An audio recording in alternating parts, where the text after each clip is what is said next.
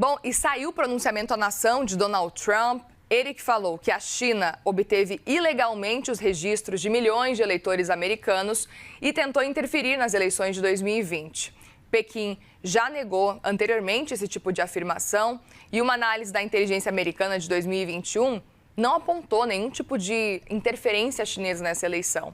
Só que, de acordo com Donald Trump, essas informações teriam sido omitidas de forma deliberada. The documents cover 5 major areas of concern. First, they show that over a period of years, starting during the 2020 election cycle, the People's Republic of China carried out what is believed to be the largest compromise of election data in history, resulting in China's illicit acquisition of 220 million U.S. voter files. The second set of documents we are releasing reveals that members of the deep state, very, very famous group of people, in many cases, in our intelligence agency work to actively suppress and downplay information about the extent of China's sinister election meddling, covering it up from both the president and the American people like nobody thought was possible. Vamos repercutir, então, essas críticas de Donald Trump à China, também às urnas eletrônicas. Vamos conversar sobre esse assunto com o professor de economia do IBMEC, Renato Velloni, que vem conversar nessa manhã de sexta-feira com a gente. Professor, mais uma vez, bem-vindo por aqui. Um bom dia para você.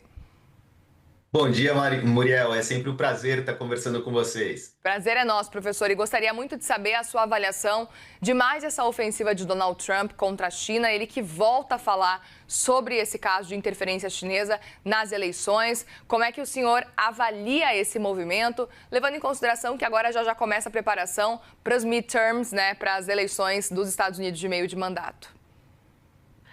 Pois é, Muriel, aqui temos digamos, uma novidade requentada, né, de Trump. Não é a primeira vez que ele traz esse assunto, aliás, trazendo de 2020, né, quer dizer, não daria muito para trazer da última eleição, porque ele ganhou, então, mas mesmo assim ele comenta, né, então, aqui é um expediente que já é conhecido, né, então, muitos desses políticos, né, que tentam sistematicamente enfraquecer as democracias, eles usam esses seus expedientes de criticar principalmente o sistema eleitoral. Então esse é um mapa assim, que para quem estuda esse assunto, ele é bem conhecido. Então, eu estou falando não só de Donald Trump, mas a gente viu por aqui, né, o Jair Bolsonaro fazendo isso. Isso também não é uma exclusividade de direita, né? Temos também radicais de esquerda e pelo mundo também usando desse expediente. A gente viu o Nicolás Maduro fazendo isso no seu tempo, a gente viu Evo Morales aqui vizinho fazendo isso na Bolívia. Então, aí, para pegar mais à direita, a gente viu Viktor Orbán, da Hungria, fazendo isso também, Giorgia Meloni fazendo também isso na Itália. Então, a gente tem aqui, isso é basicamente um dos itens do manual aí de quem quer enfraquecer a sua democracia. Eu vou colocar aqui palavras do Stimel Levitsky, que é um dos cientistas políticos mais renomados hoje, né? Ele é de Harvard. Então, abrindo aspas aqui nas palavras dele, vemos que uma democracia está em risco quando o chefe do executivo cria crises constantes com o Congresso, o judiciário, a imprensa e principalmente com o sistema eleitoral. Então a gente vê a cartilha aqui inteira, né, sendo praticada por Trump. Ele é talvez o maior expoente disso, né, praticando essa cartilha no que a gente conhecia como a principal democracia do planeta. E então vamos ver, né, até onde vai chegar, né? Você citou bem os midterms, né? Teremos esse ano, as pesquisas não são favoráveis a Trump, então é um bom momento, né, na visão dele, na estratégia dele, para levantar aí essa bandeirinha de que as eleições não funcionam, o nosso grande problema são as eleições que não correspondem ao que a gente quer. Então, enfraquecer isso é uma das estratégias aí que ele tem para se posicionar nesse momento, dado o cenário eleitoral que não lhe é favorável no momento. Pois é, eu até aproveito para te perguntar, professor, um pouco do que explica essa movimentação feita por Donald Trump agora. A gente tenta sempre entender e analisar um pouco do porquê que ele está falando sobre isso agora. Ele que está no meio de uma guerra com o Irã, está tentando sair dessa guerra, claramente não consegue e falou muito pouco sobre o Irã. Falou que eles estão fazendo progresso, enfim, mas foi basicamente uma frase, né? Nesse pronunciamento à nação que está aguardando algumas novidades com relação a esse cenário da guerra, não teve novidade realmente. Ele decidiu fazer esse ataque. Então eu queria entender um pouco do quão pressionado, na sua avaliação, Donald Trump pode estar se sentindo para agora mudar o foco do que a gente tem acompanhado de guerra no Oriente Médio, de um cenário de aumento de preços, que eu lembro, né, o mês de junho mostrou o CPI, especificamente a inflação ao consumidor norte-americano, mostrou que está desacelerando, muito parecido aí com, especificamente, o IPCA, como a gente viu, porque a gente teve um arrefecimento da guerra. Agora, o mês de julho, não sabemos o que vai acontecer. Essa semana, começo da semana, a gente teve o petróleo subindo mais de 10%. Então, queria te ouvir com relação a esse cenário também, professor. Muriel, para quem, pelo menos, né, os analistas que vão acompanhando isso, é claro, eles tendem a analisar as coisas pela racionalidade. E pela racionalidade, quer dizer, temos um grande erro, né? Um erro de um político, né, um líder de Estado que colocou claramente em sua campanha que não se envolveria, que sairia das guerras e de políticas externas e queria focar mais o interno, iria focar, de fato, colocar sua energia ali para a recuperação, né, do Make America Great Again. E aí o que ele faz, nesse caso do Irã, é o oposto. Então, isso dá uma má repercussão, isso é uma das coisas que vem prejudicando a sua popularidade.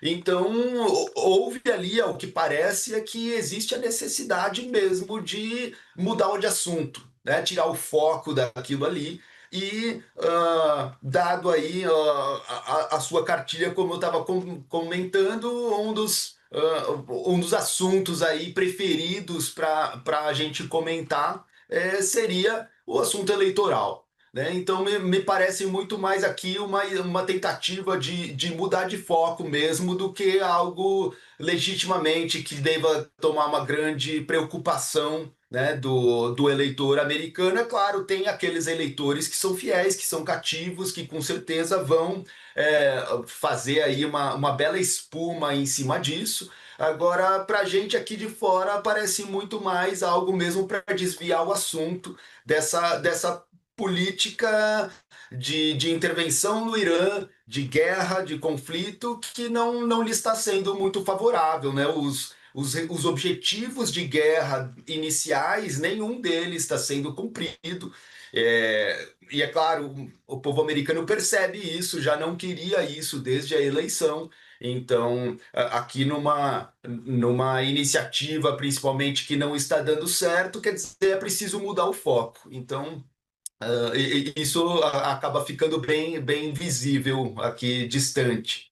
Eu queria, professor, que você comentasse um pouco sobre esse cenário da economia dos Estados Unidos, na sua avaliação diante de toda essa movimentação que a gente tem acompanhado e essas oscilações e dúvidas com relação ao que vai acontecer na guerra no Oriente Médio, porque a gente precisa realmente entender que estamos num cenário já próximo de um cenário eleitoral, não só no Brasil, mas também as midterm elections, e Donald Trump perdendo as midterm elections, que a gente sabe que não é ele que vai concorrer, mas é o Partido Republicano, com parlamentares, né? Ele perdendo, por exemplo, uma maioria no Senado, na Câmara dos Representantes, o cenário muda bastante para ele também com relação a isso. Então, ele precisa também vencer essa eleição nesse sentido agora no fim do ano. Não à toa a gente começa a entender essa tentativa aí de mudar de assunto, vamos esquecer a guerra do Irã, já que ele não está conseguindo realmente acabar com essa guerra, como ele tem falado e tem colocado agora na conta do Irã 100%. A gente fica, né, acompanhando essa guerra de narrativas.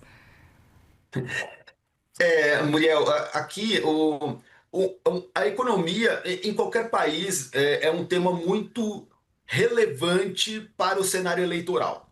Né? Então, aquele que é o incumbente, ele quer se manter no país, ele precisa minimamente entregar uma economia razoavelmente organizada. E os dois pontos principais, né, para o eleitor comum, para o eleitor médio, ele consegue perceber se está tendo um crescimento econômico, né, ou se pelo menos não estamos em crise, e o que ele percebe mais diretamente é a inflação. A inflação bate no bolso, a inflação não precisa ser economista para você ir ao mercado, ao açougue, à padaria e perceber que aumentou. E lá nos Estados Unidos, a inflação é ainda mais prejudicial ou influencia ainda mais o eleitor do que aqui no Brasil.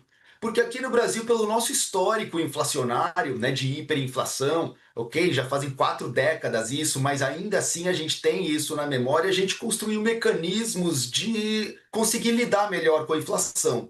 Então, já é esperado para a gente aqui no Brasil que ao ter inflação, o meu salário daqui a um ano vai ser corrigido. Se eu tenho um contrato, né, uma empresa que presta serviço para outras empresas, esse contrato já vai ser automaticamente corrigido. A gente não precisa levantar a mão e pedir renegociação, nada, já está no contrato que ó, vai ter reajuste daqui 12 meses. Então, assim, todos os agentes econômicos aqui no Brasil já são mais ou menos protegidos com a inflação. Ela é ruim porque ela vai ocorrendo ao longo do tempo e depois eu preciso esperar 12 meses para ter o meu reajuste. Quer dizer, lá nos Estados Unidos não é bem assim. Não é óbvio que a gente vai ter um reajuste naquele período tal e que esse reajuste vai cobrir integralmente a inflação. Então, assim, em geral, a maioria dos setores perdem e perdem muito com a inflação. E quando a gente está falando de inflação, você mesmo comentou, o CPI veio muito favorável, né, no último mês, porque teve ali a queda, né, do petróleo, de energia, que é um dos principais preços da economia, e que agora, né, voltando a escalar esse conflito, o preço da energia de novo dispara, então a gente consegue projetar de novo mais inflação, né, no mundo inteiro, né, mas a gente está analisando aqui o mercado americano, então o mercado americano certamente vai sofrer ainda um pouquinho mais com inflação, ou seja, da mesma forma que tenta se desviar o foco aqui para ter alguns ganhos eleitorais, a gente está tomando medidas concretas do outro lado que vão trazer inflação e que certamente vão prejudicar eleitoralmente. Então, são duas coisas ali que ele parece estar tentando equilibrar, né, para chegar num resultado ali médio que lhe favoreça minimamente. Porque nesses 2 primeiros anos aqui de mandato, o Trump, né, tendo a maioria, né, do Congresso, tudo bem, é uma maioria apertada, mas é uma maioria. Então, isso permite que ele desenvolva as agendas dele.